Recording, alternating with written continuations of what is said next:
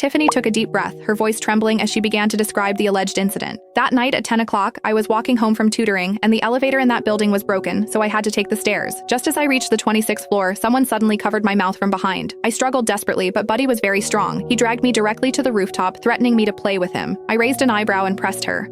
"How are you so sure that person was my son, Buddy?" Tiffany met my gaze, choking back a sob. I definitely know. I saw his face." Buddy forced me to take off my clothes, and I desperately shook my head, refusing.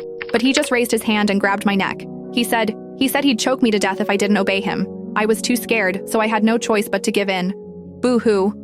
By this point, she was crying so hard she could barely breathe, clutching tightly at the hem of her clothes. Everyone sympathized with her plight, but only I knew she was lying. I pointed it out publicly. "Tiffany, you're lying!" Tiffany flinched, trembling all over, then uncontrollably shrieked back at me. "Lying? Cassandra, why would I lie about something so sacred as my purity? Why are you so cruel and keep pushing me? Just look at my injuries. Look at how your son tortured me." She frantically tore at her clothes, revealing more bruises of varying depths. Tiffany's lawyer hugged the distraught Tiffany, sternly scolding me. "Defendant, how dare you say my client is lying? Tiffany's injuries are irrefutable proof. Your baseless accusation is a second victimization of the victim." I coldly looked at the indignant lawyer, saying each word distinctly. If she had truly seen my son, she wouldn't be saying such ridiculous things.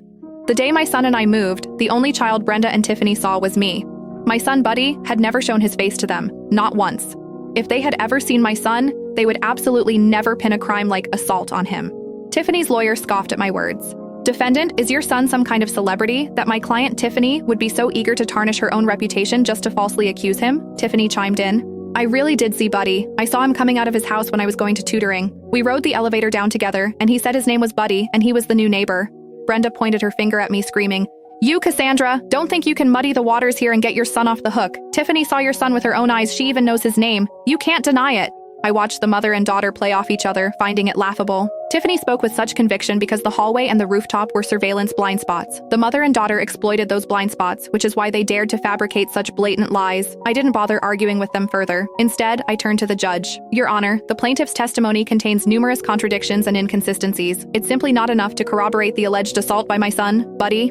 Brenda, seeing the judge acknowledge my point, grew anxious. She abruptly stood up from her chair, pointing her finger at me, shrieking, "Contradictions? Inconsistencies? You, Cassandra, stop trying to confuse everyone. Every word my daughter says is true, and her injuries are the proof." I smirked. "You want to convict my son with just a couple of sentences? The law isn't something you can fool around with." Brenda's face flushed with anger at my words, and Tiffany almost fainted from crying. The jury members thought I was being unreasonable, and their criticisms grew louder. "This woman is absolutely infuriating. She's still making excuses at this point.